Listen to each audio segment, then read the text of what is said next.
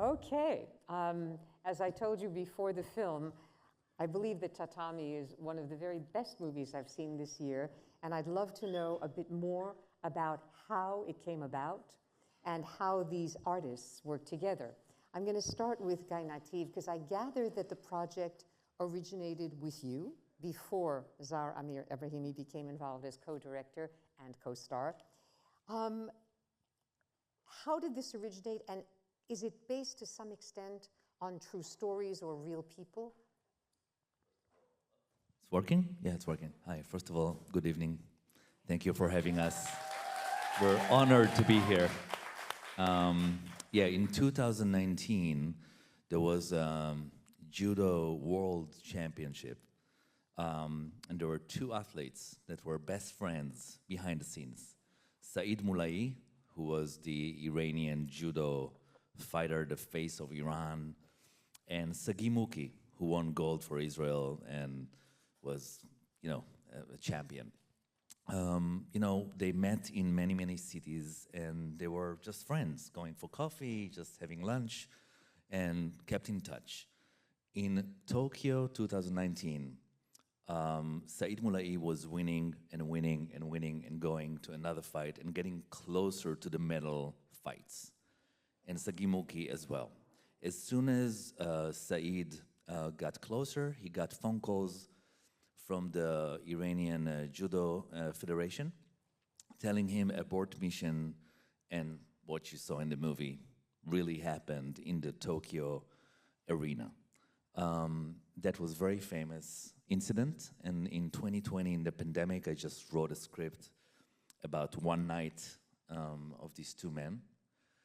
But because I'm not Iranian, I'm not Persian, I wanted to open myself to an Iranian talent, female talent. And then I saw the tape of Zar Amir, and my jaw dropped.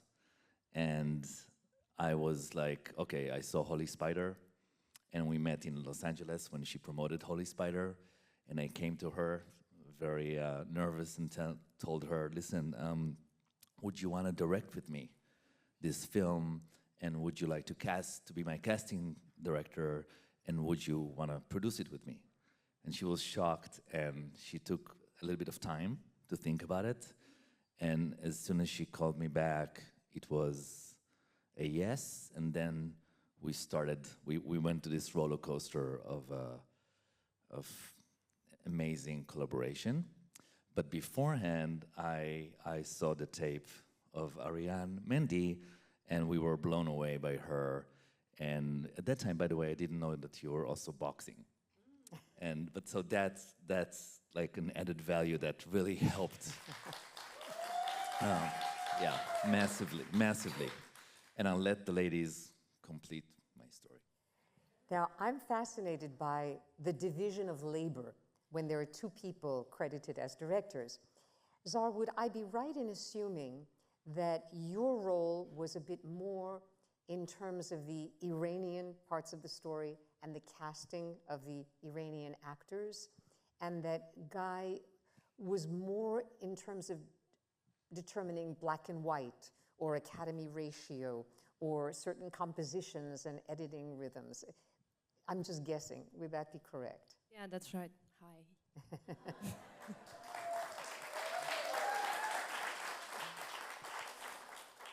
Yeah, that's totally right. Guy was mostly concentrated on technical aspects, and I was very in contact with the cast and performance, authenticity, everything related to the story, script. When I got this beautiful characters of her, Maryam, and I read the script, immediately I thought it was not exactly what we see now in the in movie, and I really found it so complex, this character, and that's how we started to work on the script, and to find this complex even relationship between these two generations, and that's how we we had lots of discussions, and I think that's how Guy found out maybe this collaboration can work. But you know, in editing room, everything was, I mean, even on the set, everything was, all decisions have been made with both of us. We were both in editing room. And would I be right also in assuming that the Iranian actors who appear in this film are exiled from Iran? In other words, it's unlikely that anyone who lives in Iran would have been able to participate in this film, correct? Yeah. So you had to go through the community of refugees from the country, right?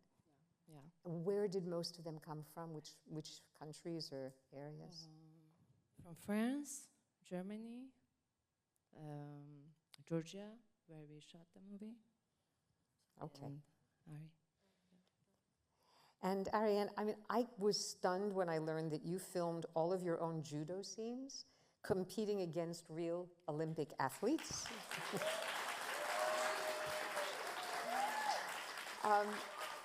Tell us about your preparation and what was the greatest challenge for you? Hi, everyone. I think, so preparation-wise, I was really fortunate to be given like a few months of training with, you know, expert judokas in Los Angeles at Hollywood Judo, Philippe Marati, and he was my coach, and my partner Sheila were instrumental in choreographing the early fight sequences that we had in the film, and then from there we trained with the Georgian team in Tbilisi, Georgia, and these real athletes that you're talking about, I mean, they were just, I think something that was kind of challenging was, you know, because these are, like you said, being real athletes, they're real decorated athletes, Olympians, like, was reminding them that we're making a movie and that they had to lose for purposes of the movie. They were like, we don't understand losing. We just speak judo and we speak it really well, you know? So for them, it was a bit of a learning curve there, but they were so helpful and just so inspiring. So I got to learn from them day in and day out, and they were really gracious. And although we didn't all speak the same language, I feel like towards the end of it, it was like a family, you know, like being on that set was very much like a family. And at all times, there were at least 3 to 4 different languages being spoken. So it was really incredible and collaborative. And yeah, just eating the mat was pretty challenging. So yeah. Wow. Yeah. And Zar, I'm curious because I know that originally you were a casting director. And in fact, Zar was the casting director for Holy Spider before suddenly being tapped to star in the film as well. And to what extent is directing an outgrowth of being a casting director?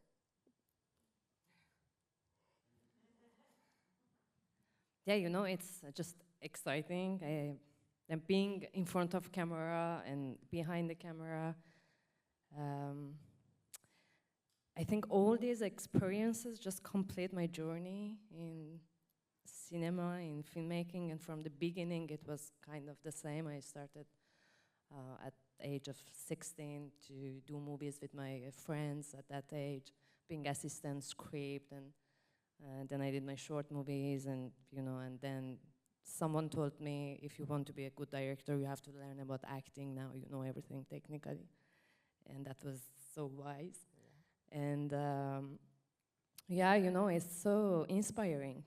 Yeah. Every time I am, you know, and I was a little bit, I had some criticism toward the way we cast actors, the whole audition journey and whatever. So that's how I started to try to casting. And I mean, it's just like, amazing, so inspiring. I'm in front of camera. I always think about the director and how, you know, how's the rhythm of the scene, what we do, where we go, and when I'm behind, I know how to talk. Maybe you say better, but I feel I have this connection with actors better than many directors, you know.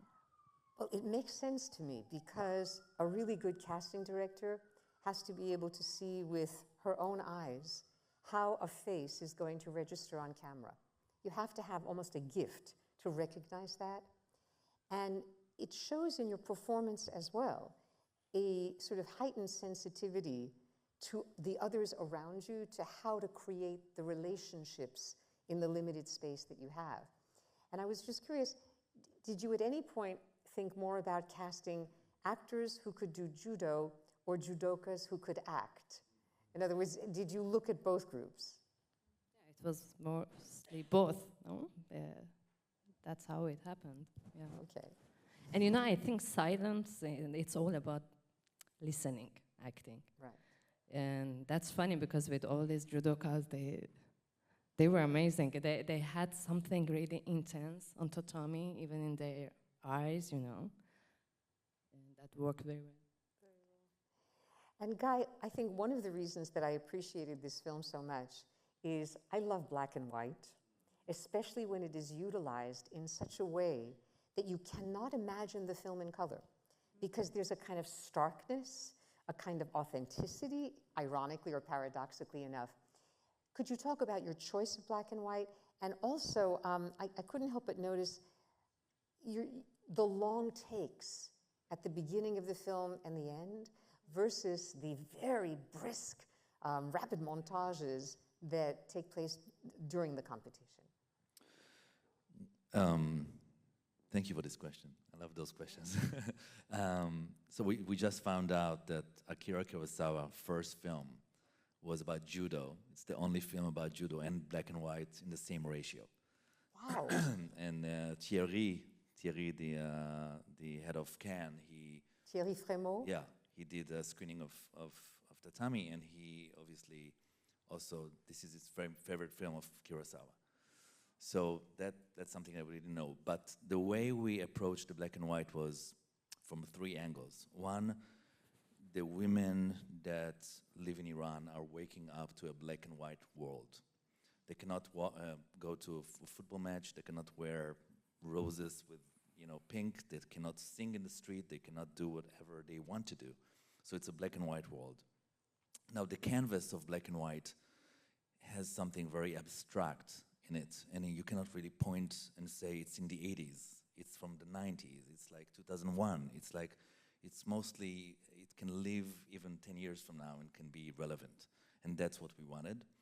And it has correlation to those films, those noir films that we grew up on from the 70s, from the 60s, the French Wave and Alphaville, and that added value, added another layer of paranoia and claustrophobia.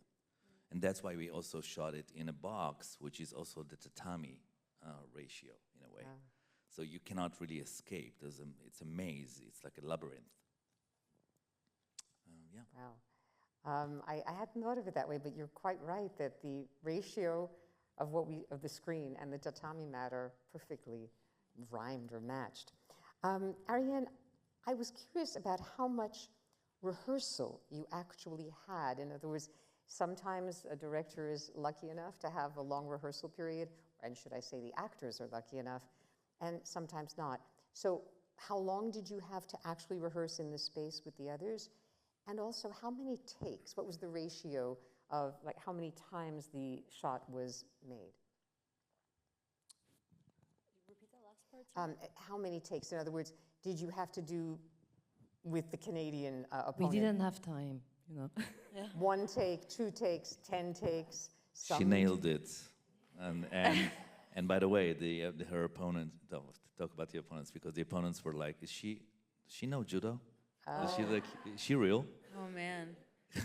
I mean, when coming onto this, I was really excited. I'm used to doing more TV, so doing film was very exciting to me because so they say, you have a little more time to shoot. We did not. So I think it really added to the story, though. I think that pressure that we were under to get our takes in this confined space, in these tight hallways.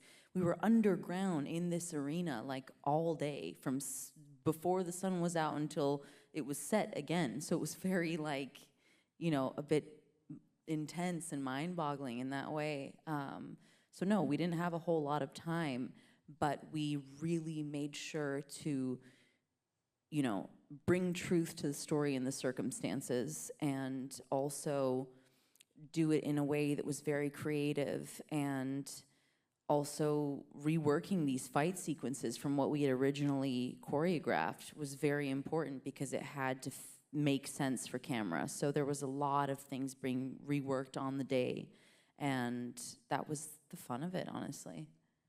Yeah. But we also had Todd, our cinematographer, is here. Todd, where are you? Todd Martin. Yeah, our brilliant cinematographer. So Todd worked with Georgie, who orchestrated the fights with us. He was like the dramaturg, right? Head coach of the Georgian team, I believe. And an Egyptian team. Yeah. So he, we were dancing with him. So it was long takes with Ari and all the judokas. We were dancing. It's almost like two scorpions fighting, if you look at it from the top shot. But Todd was basically like flying with them and just, you know, flying and flipping and turning and slipping and the whole thing. And we did a lot of takes to be able to cut it, but we wanted the long takes. And he spoke about the long takes, the corridors, the never-ending, you know, corridor. That we wanted that feeling that you cannot really escape of it. You know, it's almost like submarine. Yeah, yeah. And Arienne, I gather that you are based in Los Angeles, and that you are Chilean on your mother's side and Iranian on your father's side. You seem to be fluent in Spanish, French, English, and now Farsi, I guess, as well. Did you learn the language for this film, or you already spoke it? First of all, I just want to say thank you so much for doing so much research, and your questions have been so wonderful. So I would say, Spanish is definitely my mother tongue. My mom is Chilean, and that would be the language I know best, I would say. And then my first language was French, because they sent me to a French school. And then Farsi, I used to travel there until about the age of 12 or 13, so my vocabulary was a bit limited before going on to this project. And so there was a lot of work to be done vocab-wise for me, and Zar was very helpful in that. And just finding the best way for me to be able to say. It was a lot of dialogue, and it was a bit challenging for me, but I would say my Farsi did get better after this film. And Yeah, much more better, sorry. You know, it was not only about the Farsi, but the body language. You know, Ari grew up here, and, you know, all those emotional scenes on tatami or in corridors with this Farsi. She's so hard worker. It shows in the film. And in terms of playing Leila, did you ever go back to Iran, even for a visit after you were 12 years old, or no? No, I haven't been for a very long time, and I don't think I'll be going back anytime soon. Right, yeah, understandably. Guy, when your feature film Skin played at the Tribeca Film Festival, I learned that your parents, your grandparents were Holocaust survivors. And I actually came over to you, I doubt that you'll remember this, and I asked you where they were from, and you said Częstochowa in Poland, and you added, my grandfather believed that the new generation of Germans were different, and Poles too. He taught us to have compassion. Would you attribute to Tatami this sensibility? Oh, you make me cry right now.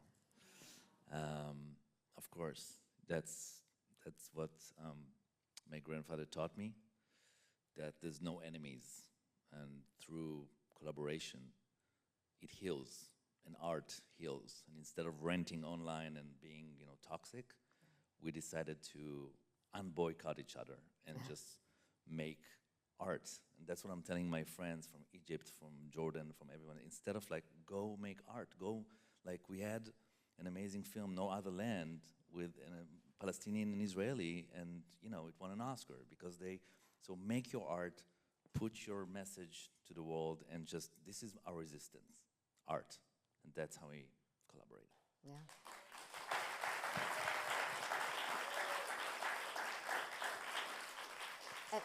And I am curious in terms of national identity. I mean, Zar, you are identified as an Iranian-French film artist, and you're based in Paris, where you run your company, Alambic Productions. Do you still think of yourself as Iranian, or do you use Persian, or are you now, shall we say, a cosmopolitan director? Lost. No, yeah, no, actually, I think. I mean, you know, this question sometimes really hurt me now, recently, about exile, and everyone wants to know more about your exile life. And it's just, every time for me, it's just like, why do you want to bring me back to that life? You know, I'm here as a free person, and I travel a lot, you know, I work a lot internationally. I don't work a lot in France neither, you know.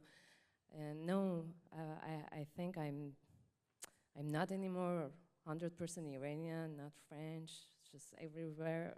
Yeah. I feel safe and free, you know, everywhere can, it's very cliche, but it's... No, you are international. This is the case, yeah. If we can say. And related to that, Guy, you're based in LA, where you run New Native Pictures with your wife and partner, Jamie, who is here. Who, by the way, plays Stacy in the film. To what extent do you still consider yourself an Israeli director? I feel like I feel I'm more, and you know, I will always be Israeli because I was born in Israel. But right now I'm American Jew who lives here like for the last 15 years, and I'm making international movies with a perspective on my country that I left. I left a different country than what my country is now. And Tatami is also a little bit about my country right now, because it's becoming more and more totalitarian. We're talking about the judicial system, and we're talking about a lot of aspects, so it's problematic, and it's sad to see your country becoming like that, but it is about, not only about Iran, it's about a lot of other countries in the world that are becoming more and more and more totalitarian. So. Yep, I understand. And I'd like to ask one more question of Arienne about the character of Leila, because I kept arguing inside myself during the film, how much do I identify with the refusal to comply with the authorities? You know, for Leila, do you think, how much of it was ego and how much of it is political refusal? Because the stubborn pride sometimes worries me because her family's in danger. You know, how did you approach that?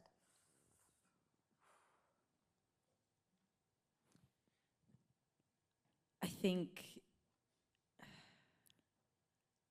think the way you pointed that out is brilliant. I think it's a very real mix of both. I think being the athlete that she is, you know, in this very intense sport in a country where, you know, maybe odds are against her and everything is a bit more challenging. I think there is a bit of ego in there. I think she's got a very strong personality. I think she's got, as Guy always described her, very raging bull kind of energy.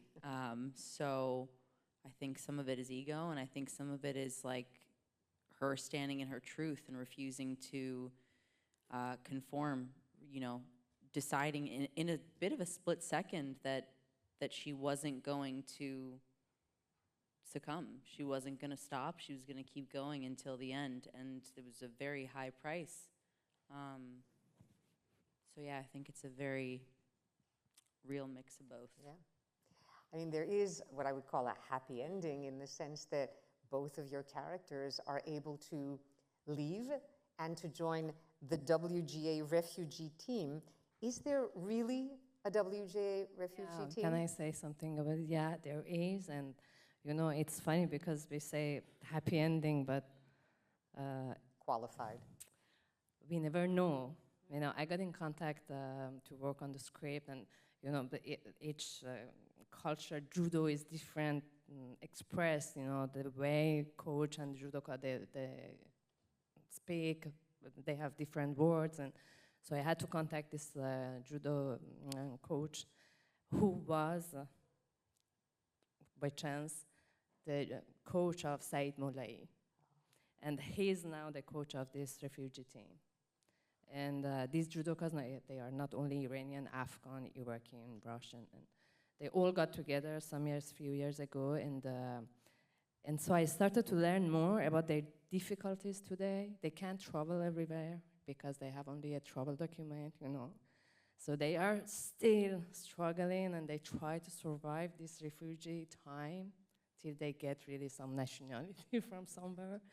And yeah, of course they're happy because they found each other and they became a family.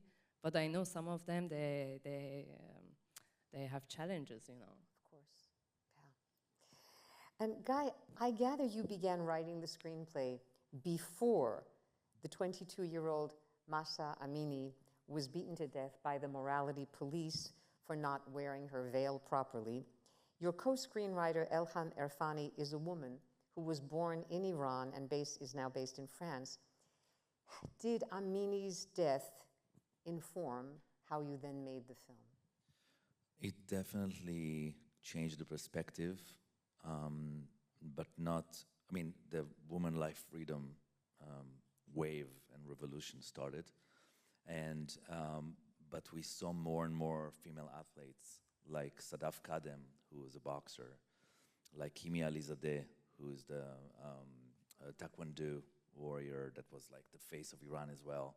She defected, and then the mountain climber Al-Kazi? Nazr Kabi. Nazr Kabi. Yeah, those two, they left Iran before this movement. So we felt that we need to change perspective to a female, kind of athletes, and we also discovered female rappers in Iran. Justina, who was in the movie and gave her voice to all the songs that you heard. So what we hear at the beginning, Persian rap? Persian rap. It's a big thing in Tehran at night in underground clubs. Yeah. Because I had never heard that before. I wasn't sure what the language was.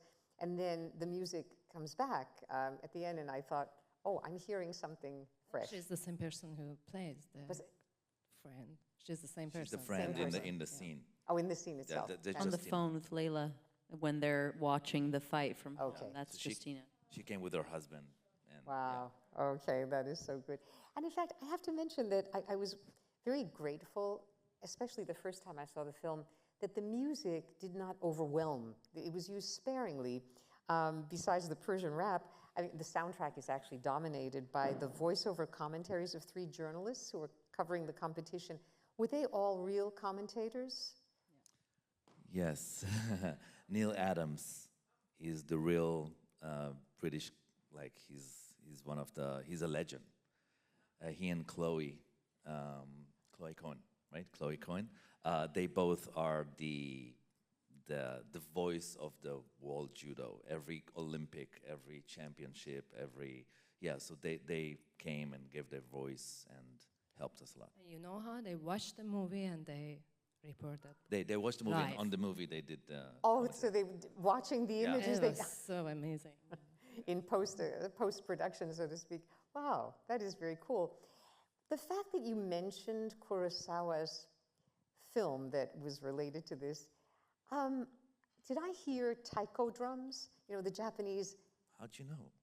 Well, all right, Kurosawa very often had, and there's a Toru Takemitsu is the name of an extraordinary film composer who worked a great deal with Kurosawa.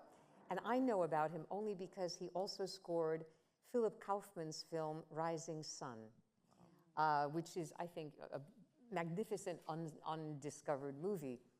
And so taiko drums is something that's in my head. And it was only the second time watching tonight that I realized that's what I was hearing. Did you choose that precisely because of, the continuing It's Japanese? homage to Japanese cinema, obviously, but it's the war drums of the taiko. And we played it while shooting, so it gave Ari and all the other competitors some rhythm. Yeah, it helped us just getting into the rhythm of it, and Well, also in the editing room. It makes the heart beat faster, that's for sure. And very effectively, when you were cross-cutting between Leila on the mat and her husband and child escaping Iran, that taiko music was driving the shots back and forth, so to speak. Right. I have like 10 more questions to ask, but I'm going to stop because I'm sure that some of you have questions as well. I'll go back to mine if not. But if we could raise the house lights at least 50% so that we can see hands if they're I raising want to now. see your faces. Sorry? That was me. Oh, Just saying, I want to see everybody's face out there. No, we need light. If you guys can hear me backstage, we need light on the audience because I can't see a single face or hand. I guess they're not listening. Okay, so while we're waiting for the lights to come up, I do have one or two. Oh, wait, now we got them. Okay, so if anyone, now I can see. If anyone does have a question, please feel free to raise your hand. And if not, I'm just going to add one or two of my own. But yes, there is in the first row. I actually have two questions, if that's okay. The first one's a quick one. I'm from the Republic of Georgia, actually. And The speaker is from the Republic of Georgia. I don't know if we can hear in the back, so I'm going to repeat. I'm from the Republic of Georgia. I was shocked to see that you filmed in Georgia. And I was just wondering why Georgia? Okay, shocked to see that you filmed in Georgia. Why Georgia? And I gather it's Tbilisi? Yeah, so Georgia is actually 2 hours away from Tehran and 2 hours away from Tel Aviv. Oh. And it's also the hub for, it's a very strong country in judo. Judo is number 2 sport after football, after soccer. And it was very, first of all, beautiful country. But they gave us the entire stadium, like a Russian stadium from the 40s, for about 3-4 weeks. So it was kind of our playground in a way that we were.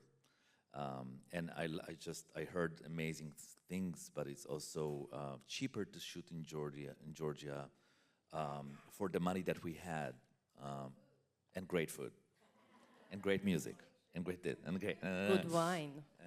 and great wine. We loved That it. too. We loved every minute. Okay, then I'm going to ask one more. Oh, I'm sorry, no, we have in the straight ahead.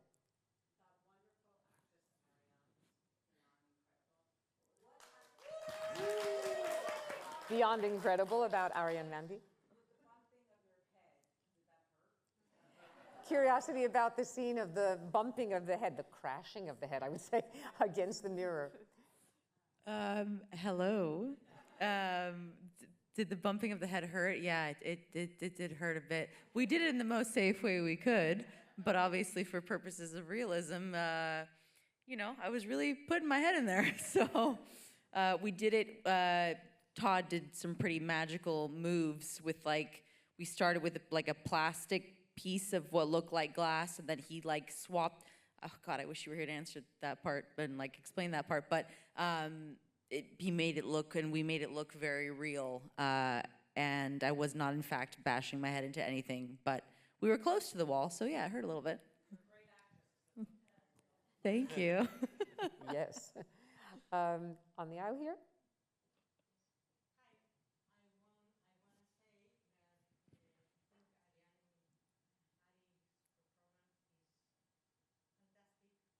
Arienne's performance is fantastic.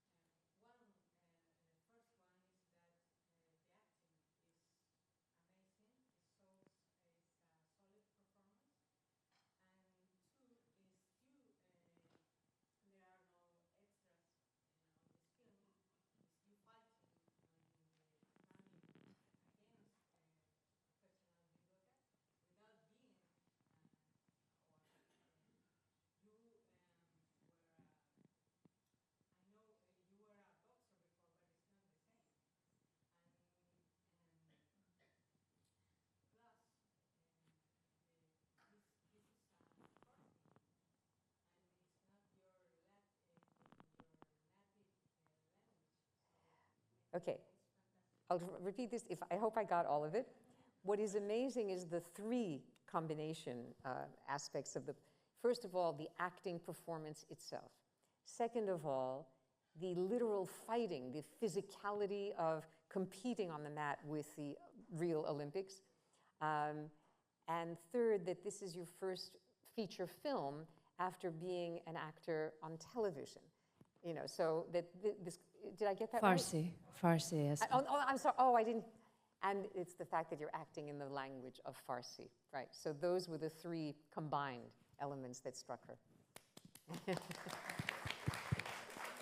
Thank you.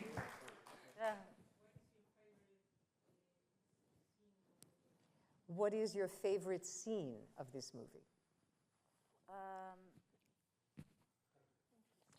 I really enjoyed the moments where you see Leila getting to live her life and enjoy her life. They're very small snippets, but when she's like in the underground club with her husband, or when she's with her son, you know, in those very brief moments, I really did enjoy those bits, because you see, you know, what's at stake, what she loves so much, aside from her sport, of course, but like I really do enjoy those moments.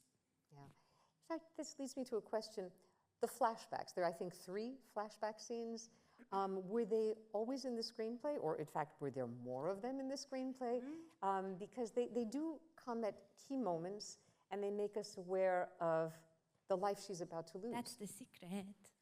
Say that. Sorry? That's the secret.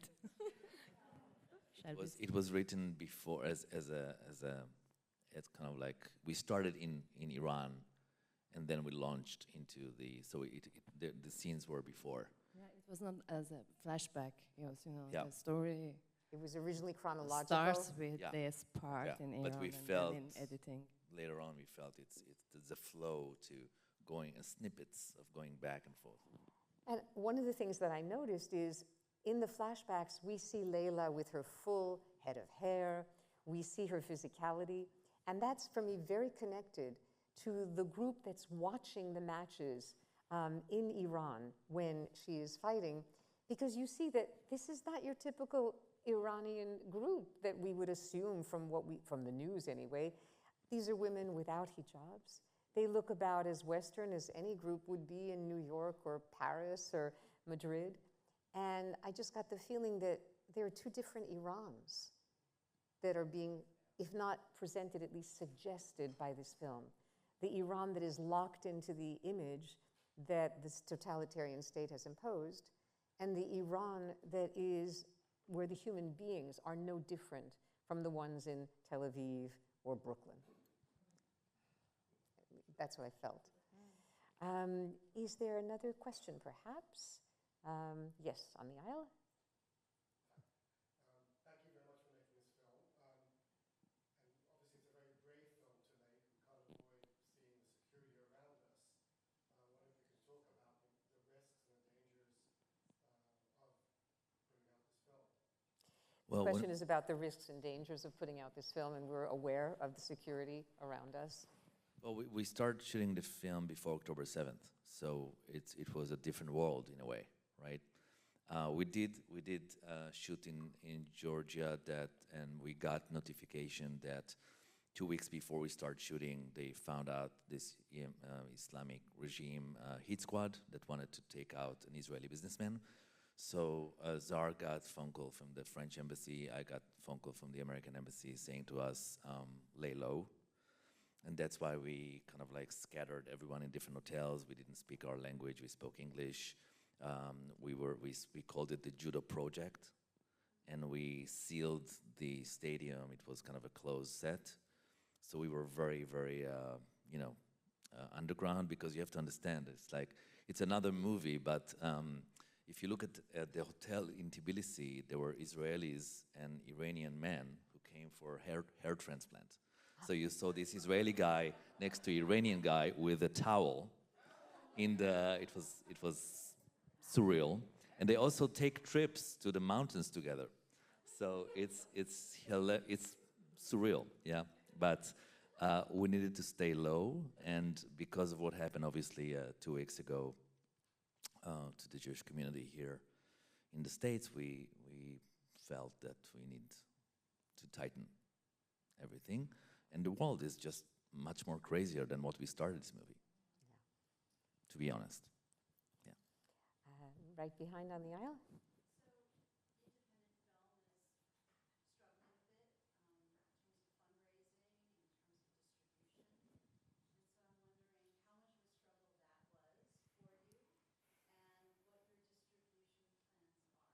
Okay, so it's a great segue to say that this was a short movie in the beginning because I made Skin the Short and Skin the Feature, and I thought that together with my wife, who's my producing partner Jamie, we just thought, okay, we'll do the same, short and a feature. And then I met Adi and Mandi, Adi Isroni and Mandy Tagger, who are amazing producers, who are sitting here with us.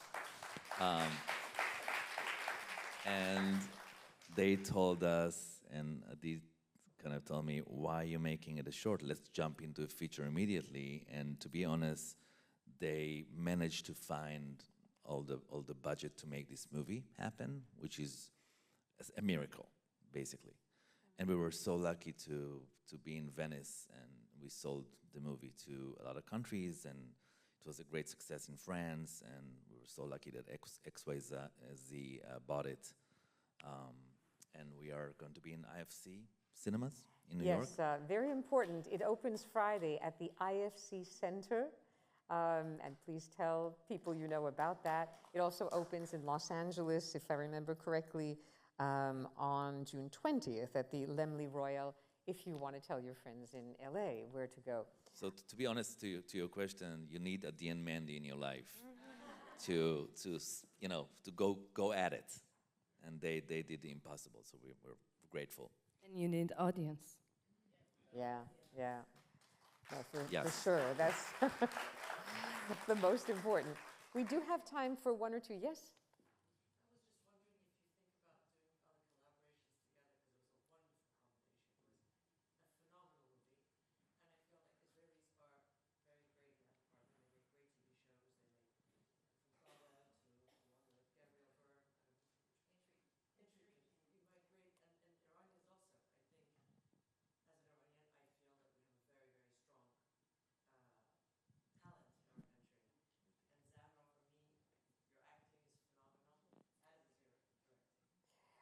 This is a wonderful compliment, but I want to make sure that all of you heard this, that there are so many great film and TV artists in Israel.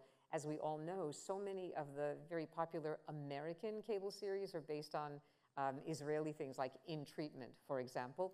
And Iran has a truly rich cinema. I mean, I show my students every year the film A Separation. To me, this is another example where it's not that they're Iranians, it's that, Farhadi presents human beings. No surprise that A Separation was so popular in Israel, where I think Israeli audiences recognized these are not the demonized, Ayatollah folks. These are people just like us.